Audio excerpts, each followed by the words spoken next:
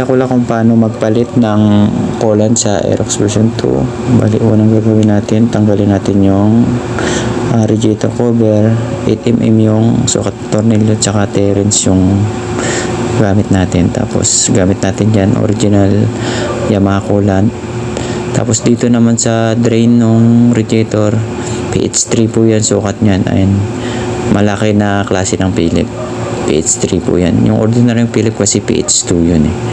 Yan gamitin natin para hindi siya monostrate. I-drain natin yan. Tapos ito sa may takip, 6mm na Allen wrench. Luluwagan natin yan. Yan. Tapos dito sa makina naman, gagamit tayo ng deep socket na 6mm.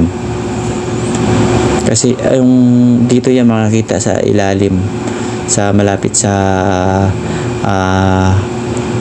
tambutso, sa pinakapuno ng tambutso. Tapos dito naman sa kabilang side, yung sa water pump nya, mayroong parang arrow dyan sa taas. Luwagan natin yan para tumulo pa yung tirang coolant sa makina. Yun yung bleeder, tinatawag na bleeder yan. Tapos higpitan agad natin para pag naglagay tayo ng bagong coolant mamaya hindi siya tutulo. Tapos dito naman hand tight lang yan para hindi siya malostrate. Tapos lagay natin yung bagong coolant. Tapos kapag nalagay natin, paandarin natin para ma-flashing na yung mga lumang coolant doon sa loob. Kung may tira pang lumang coolant yan, pa-flashing natin yan hanggang sa paandarin natin hanggang sa gumalaw na yung coolant. Ibig sabihin, pag gumalaw na, pag nakita natin parang gumagalaw-galaw na yung coolant, ibig sabihin umikot na yung coolant sa makina. Pag uminit na kasi yung makina natin, bubukas na yung thermostat, gagalaw na yung coolant papunta sa makina. Kasi ang trabaho kasi ng coolant, mga boss, pinapalamig niya yung makina. Yan.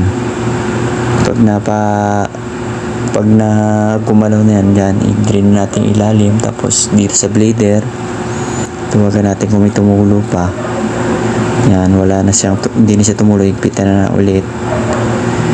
Tapos pag naigpitan natin yan, balik pati rin dun sa may ilalim, yung 8mm, higpitan natin, tamang higpit lang din yun.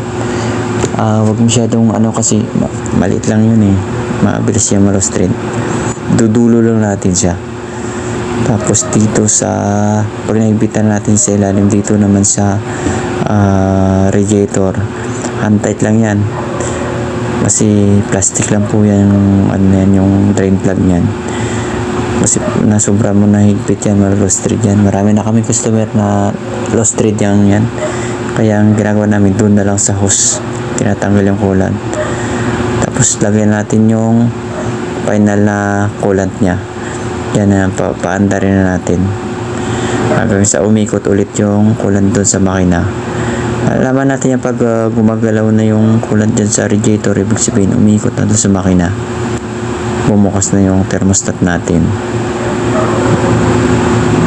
Yan. Tapos yung hose nyan, i-drain natin dito sa yung sa reserve po yan, drain natin yung lumang coolant. Tapos pag na-drain na yan, kakabit na natin yan para lagyan natin mamaya ng bagong coolant. Yan, pag bumaba na yung coolant dyan, ibig sabihin gumalaw na yung papunta sa makina, dagdagan lang natin mga boss. Dapat punong-puno yung radiator natin. Tapos pag gumalaw na yung coolant natin, i-bleed na natin yan para yung hangin doon sa loob lumabas. Yan, kailangan natin i-bleed yan. Kunti, papatuloyin na natin siya ng konti. Huwag na sobrang dami. Yan, tapos punong-puno po yung radiator bago natin takpan. Ang pagtakip niyan, may dyan may stopper dyan. Pag dumulo na yan, stop ka na. Huwag mo nang pirsahin na higpitan pa yan kasi mabilis lang malostrid yan. Plastic lang kasi yan. Marami na rin kami customer dyan na nalostrid yung mga takip nila, yung drain nila, kasi nasa overtight nila. Kasi plastic lang yan, mabilis lang malostrid yan. Yan. Pag tumukod na yan, okay na yan. Tapos dito naman sa reserve, bawal po yan punuin.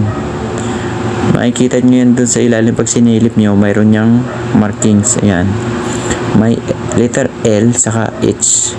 Gigitnaan lang natin ng L saka H. Sa manual pala ni Yamaha mga boss, nakalagay dyan every 3 years magpapalit tayo ng coolant natin.